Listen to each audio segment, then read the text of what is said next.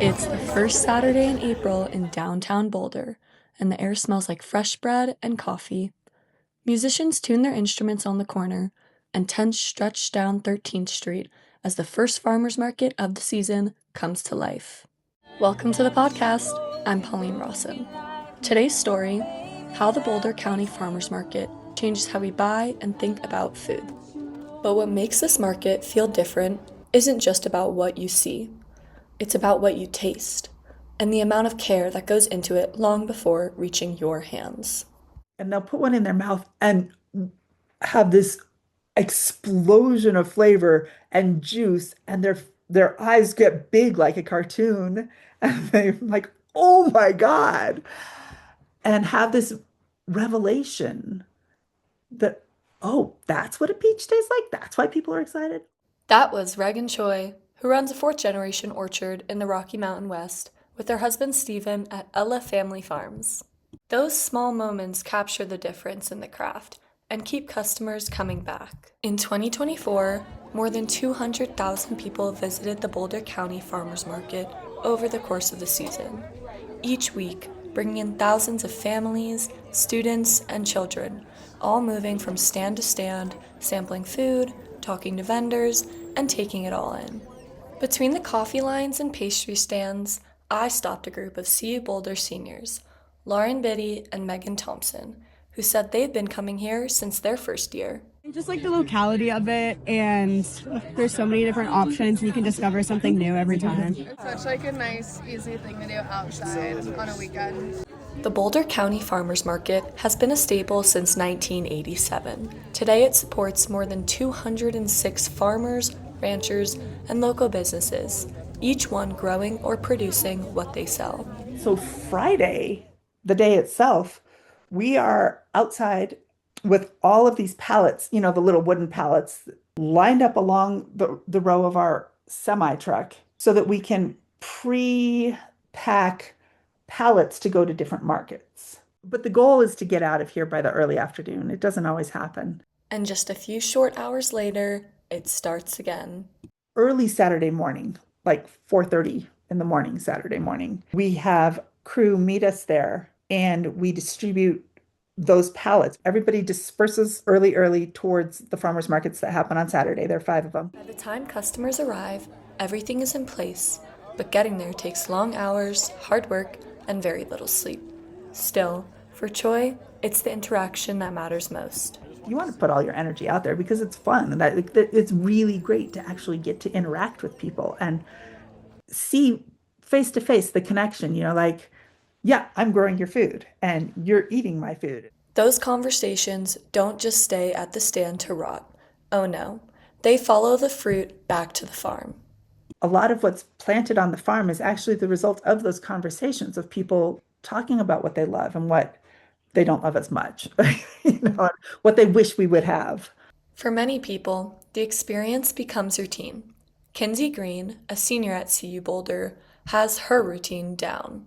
Coffee is the first stop, and then we're thinking about getting a pastry, and then a plant. The farmers market allows you to try new things in many aspects, and with local businesses being the provider, you can come back to familiar faces, making it a more memorable experience. At Hearth Bakery, Theo Subotin helps run their stand each week as the farmers market's manager.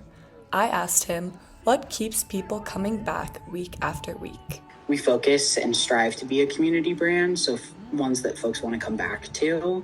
What's been so great is that they'll let us know if something drops in its quality. So like if we have a pastry that just isn't hitting the mark or it's not super strong on its flavor, our regulars are usually the ones that'll let us know about that, and that's incredibly helpful. Hearth Bakery has been established at markets since 2020.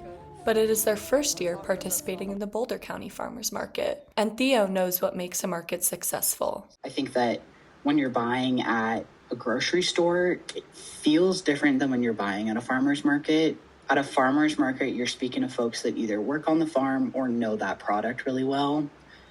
They can talk about their practices, where they source their ingredients, how it's made or how it's grown. That kind of back and forth shows up all over the market, and you feel it as you move from stand to stand. Samples get passed out to customers, and small tastes turn into conversation starters. I tried a garlic dill pickle from Mountain Girl Pickles. It was crisp, it was juicy, with a sharp bite that lingered after. At 5-Star Matcha, a long line formed, but it moved swiftly.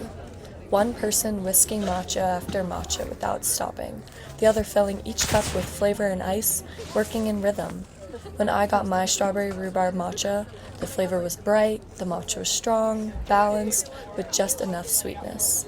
A few steps away, I tried a sample from the Cocktail Caravan, offering a fresh pressed mixer with citrus herbs layered in ways I didn't know I needed to taste. There was no lack of savory bites either. I tried meat samples and roasted Brussels sprouts, each one offering something different to my palate. And as you browse through the different vendors, you start to notice something.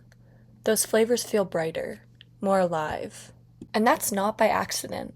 For farmers like Regan Choi, that taste comes from decisions made long before the market even begins. Well, so like if you take it to a packing shed, the peaches still have to be hard because they just dump them onto the packing line to sort them.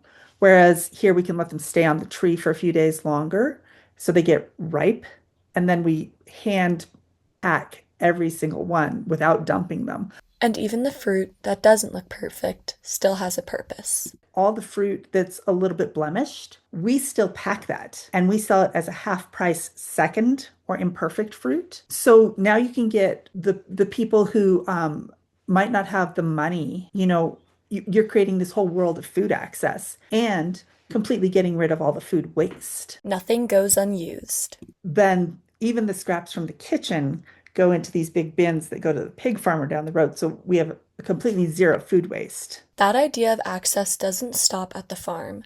It also carries into the market itself. SNAP dollars have been one of the most crucial elements, I think, of farmers markets. Your dollar goes a lot farther at a farmers market, specifically in SNAP. And it's been, I think, a really beautiful way to see how your community connects and your community eats. And those are kind of universal elements of life. From early mornings on the farm to conversations at the stand, the Boulder County Farmers Market runs on more than just produce.